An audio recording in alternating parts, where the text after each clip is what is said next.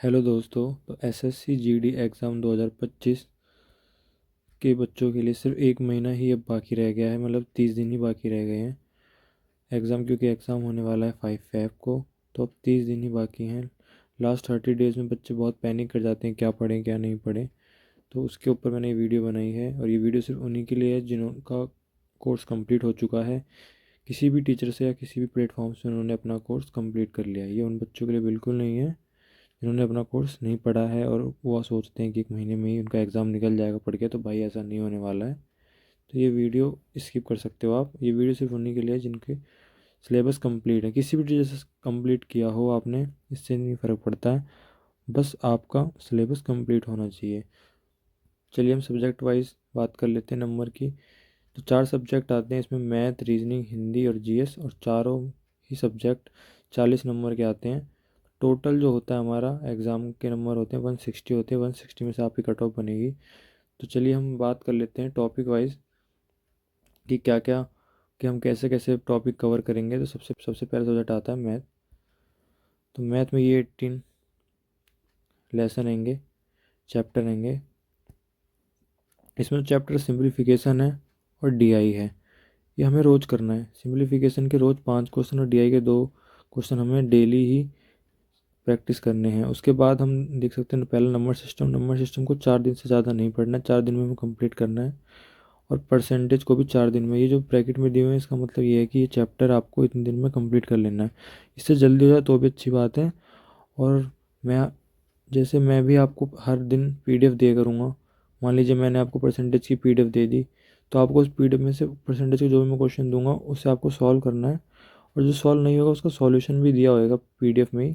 तो आपको इतना करना है मैथ में, और अपने जो नोट्स हैं वो रिवीजन करने हैं, बस इससे ज़्यादा कुछ नहीं करना मैथ में। और अगर आपको मैथ वीक है तो एक सेक्शनल मॉक डेली आपको देना है एसएससी जीडी का मैथ का। नेक्स्ट सब्जेक्ट हमारा हिंदी है।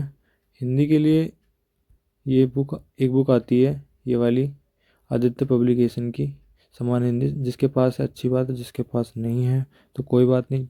किसी भी टीचर की बुक हो, इससे फ़र्क नहीं पड़ता, बस अगर बुक होनी चाहिए। और ये शुरू के जो 7 हमारे चैप्टर रहेंगे ये इंपॉर्टेंट होते हैं एसएससी जीडी में। इन्हीं में से पूरा पेपर आता है और यही इंपॉर्टेंट होते हैं ज़्यादातर। तो आपको पढ़ना कैसे है, बहुत से बच्चे क्या करते हैं, जैसे उन्होंने पहले पर्यायवाची पकड़ा तो पहले वो पर्यायवाची कंप्लीट करेंगे, फिर मुहावरे पे आएंगे, फिर विलोम शब्द पे, ऐसे करते करते वो लास्ट में वर्तनी पाएंगे। जब तो वर्तनी पे आते हैं, जब से 10 ही से 12 दिन खत्म हो गए होते हैं, तो वो दोबारा पर्यायवाची पे जाते हैं तो पर्यायवाची भूल चुके होते हैं। तो हमें ऐसा नहीं करना है। मैंने ऐसा नहीं किया था। मैंने किया था कि पर्यायवाची मान लीजिए 10, पर्यायवाची मान लीजिए कि 10 पेज आएंगे तो मैं रोज़ डेली एक पेज पढ़ता था। मुहावरे में मान लीजिए 5 पेज है तो मैंने आधा पेज पढ़ा। मतलब इन 7 में से मैं रोज़ थोड़ा ना थोड़ा थोड़ा पढ़ता था। ये नहीं कि मैं एक साथ पहले पर्यायवाची कंप्लीट करता था, नहीं। थोड़ा थोड़ा मैं रोज़ इन 7 चैप्टर से पढ़ता था, जिससे होता था कि मेरे को याद रहता था रोज़।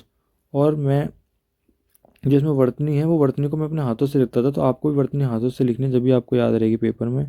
अदरवाइज़ आप भूल जाओगे कौन सा सही है कौन सी गलत है। तो वर्तनी आपको हाथों से ही लिख के करनी है। और आपको जो 7 के 7 हैंगे चैप्टर, ये आपको डेली पढ़ने हैं। थोड़ा थोड़ा पढ़ना है पर डेली पढ़ना है। मैं भी आपको इन 7 चैप्टर की भी पीडीएफ आपको मैं रोज़ डेली अवेलेबल करवाया करूँगा चैनल पे।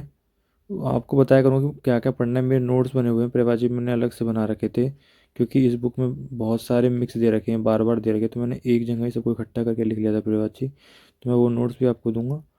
और जैसे जैसे मैंने करा है वैसे मैं डेली बेस पे आपको इन 7 से नोट्स बना के दिया करूँगा कि आपको इतने पढ़ना है, बस ज़्यादा नहीं पढ़ना। आपको 10 डेज़ में आप देखोगे कि आपके 7 के 7 कंप्लीट हो जाएंगे अच्छी तरह, और आपको पता भी नहीं चलेगा। और नेक्स्ट सब्जेक्ट पे हम चलते हैं जो है रीजनिंग। रीजनिंग में 10 चैप्टर काफ़ी इंपॉर्टेंट हैं। आपको in blood relation, direction, seat arrangement, dice, calendar, Venn diagram को आप काट सकते हो, सोलिज्म, एनालॉजी, सीरीज, कोडिंग, डिकोडिंग, इन सब के आपको 50 क्वेश्चन लगाने हैं। आप चाहे एक इन सबको 2 2 दिन में लगा सकते हो, 25 25 क्वेश्चन करके, तो आपको 20 दिन में पूरे हो जाएंगे। नहीं तो आप एक दिन में 50 लगा सकते हैं और 10 दिन में इसको कंप्लीट कर सकते हैं। ये भी, इसकी भी मैं आपको PDF दे दूंगा प्रीवियस ईयर की इस टॉपिक की डेली, जिससे आपको आसानी हो। नहीं तो आप किसी बुक से भी लगा सकते हैं जहाँ से आप प्रैक्टिस करते हैं। और लास्ट सब्जेक्ट है वो है जीके। जीके काफ़ी वास्ट होता है, सबको पता है। मैंने इतने सारे टॉपिक जीके में लिख रखे हैं, तो ये सारे इंपॉर्टेंट टॉपिक हैं। आप कहोगे सारी जीएस आपने लिख दी, पर ऐसा नहीं है।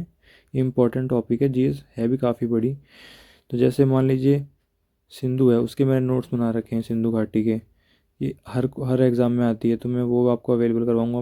मैं आपको PDF दूंगा सबसे पहले टॉपिक की, जो टॉपिक के बारे में पूरी जानकारी होगी, प्लस आपको PYQ क्वेश्चन भी मैं दूंगा, जिससे आप प्रैक्टिस भी साथ साथ करते रहते हैं। इसमें जैसे सिंधु घाटी सभ्यता, गुलाम वंश और विजयनगर साम्राज्य, ब्रिटिश की नीतियाँ, सामाजिक सुधार तो बहुत ज़्यादा इम्पोर्टेंट है, आपको पता चलेगा। इसकी भी मेरे पर नोट्स पड़े हैं, सिर्फ एक टेबल है उसमें से ही सारे क्वेश्चन आते हैं सामाजिक सुधार में से।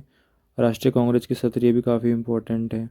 अनुच्छेद, अनुसूची, भाग व सूची, ये भी इम्पोर्टेंट है। संसद हो गया, राष्ट्रपति हो गया, और फंडामेंटल राइट सबको पता है, बहुत इंपॉर्टेंट है। पार्ट 1 और पार्ट 2 भी काफ़ी इम्पोर्टेंट है। पार्ट 2 में नागरिकता है, तो इसलिए वो इम्पोर्टेंट है। रिवर, जनसंख्या काफ़ी इंपॉर्टेंट है, हर एग्ज़ाम में जनसंख्या से क्वेश्चन आता है। तो मेरे इस सब के नोट्स बने हुए हैं, तो मैं आपको इन सब नोट्स की PDF प्लस PYQ जो हाल फिलहाल के एग्ज़ामों में आए हुए हैं वो भी दूंगा, जिससे आप एक बार पढ़ें और उसके बाद PDF से क्वेश्चन लगा लें, जिससे आसान हो जाएगा। तो डेली मैं ये दूंगा। नेक्स्ट, ये सारा पार्ट स्टैटिक का है। मैंने स्टैटिक के नोट्स बनाए हुए थे अपने लिए, तो मैं उन नोट्स में आपको अवेलेबल करवा दूंगा। उन नोट्स आप पढ़ सकते हो। अदरवाइज़ आप इन टॉपिक को आपने अगर नोट्स बना रखे हैं किसी टीचर के, तो आप उनसे भी पढ़ सकते हो। ये इंपॉर्टेंट टॉपिक है जो आपको पढ़ के जाने ही जाने हैं। ये है करंट अफेयर।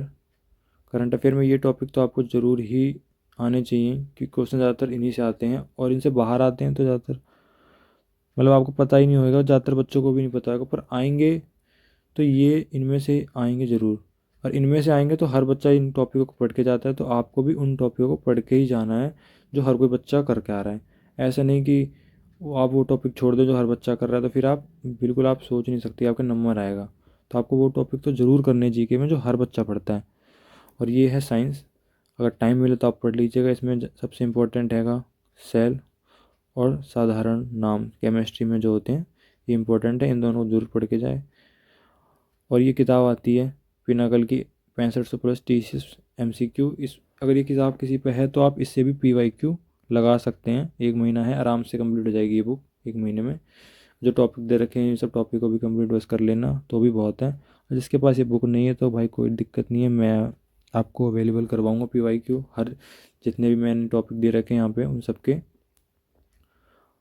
और आपको डेली मॉक लगाना है, 1 मॉक डेली। RWA पे जो मॉक आता है वो संडे को आता है, पर आपको संडे को RWA पे मॉक लगाना है। पर जो 6 दिन बाकी हैं उसमें आपको टेक्स्ट बुक का सब्सक्रिप्शन ले लेना है। जिसके पास है अच्छी बात है, नहीं तो भाई ले लेना, 1 महीना है पूरा भी। तो 30 से ज़्यादा मॉक आपको लगाने हैं टेक्स्ट बुक पे। मैं आपको बताता रहूँगा कौन सा मॉक लगाना है। ज़्यादातर आपको 2024 और 2023 के ही मॉक लगाने हैं, क्योंकि 2024 काफ़ी आसान था, बेसिक क्वेश्चन थे, जो कि 2023 थोड़ा कैलकुलेटिव था। तो आपको कैलकुलेटिव और आसान दोनों तरीके के मॉक लगाने चाहिए इस टाइम PYQ। और लास्ट के मंथ में हमेशा PYQ ही मॉक लगाने चाहिए। और संडे को आप RWA का मॉक लगा सकते हो, जिसका एनालिसिस अंकित सर करवाते हैं। और जो भी आपका सेक्शनल वीक हो, जैसे मान लो जो भी सब्जेक्ट आपका वीक हो, मान लो मैथ आपका वीक है, तो उसका सेक्शनल टेस्ट जरूर लगाएं, रोज़ लगाएं। और एक नोटबुक बना सकते हो आप टेस्ट की, जिसमें मान लो आपने कोई टेस्ट दिया, उसमें जो जो गलत हुए आपके क्वेश्चन वो लिख लिए। जो जिस क्वेश्चन में ज़्यादा टाइम लगा वो क्वेश्चन लिख लिए। और जब नेक्स्ट टेस्ट दो अगले दिन, तो पिछले वाले टेस्ट में जो जो गलतियाँ आपने करी हैं उसको एक बार देख लो कि भाई ये मैंने गलती करी है। तो उसके बाद जब अगला मॉक दोगे तो ये गलतियाँ आप शायद थोड़ी कम करोगे, ये ख़त्म नहीं होंगी पर थोड़ी कम करोगे। ऐसे ही फिर अगले जब टेस्ट दोगे तो पिछले वाली गलतियों को देखोगे। इस तरह करते करते आपकी गलतियाँ कम हो जाएंगी। तो आप हमारे टेलीग्राम चैनल ज्वाइन कर सकते हैं, जिस पे मैं आपको डेली जो 30 दिन हैं बच रहे हैं हमारे, इसमें डेली 30 दिन तक PDF और PYQ क्वेश्चन डालता रहूँगा, जिससे आप पढ़िएगा और उससे काफ़ी आपको हेल्प भी हो सकेगी। मैं जितने मेरे नोट्स मैंने बनाए हैं जिस भी टॉपिक के, वो सब मैं इसी चैनल पे डालूंगा। डेली डेली आपको टारगेट दूंगा मैं, उस टारगेट को कंप्लीट करें। वो टारगेट ज़्यादा नहीं, सिर्फ 2 से 3 घंटे में ही पूरा हो जाएगा वो टारगेट। तो आपको ज़्यादा टाइम भी नहीं देना कि पूरे टाइम आप सोच रहे हो कि मैं ही इतना ज़्यादा दे दूंगा टारगेट, क्या पूरे दिन पढ़ते होगे, तो ऐसा नहीं होने वाला है। नॉर्मल सा टारगेट दूंगा मैं, जिससे आपको 1-2 घंटे में ही कंप्लीट हो जाए। उसके बाद आपको जो पढ़ना है आप पढ़िए। और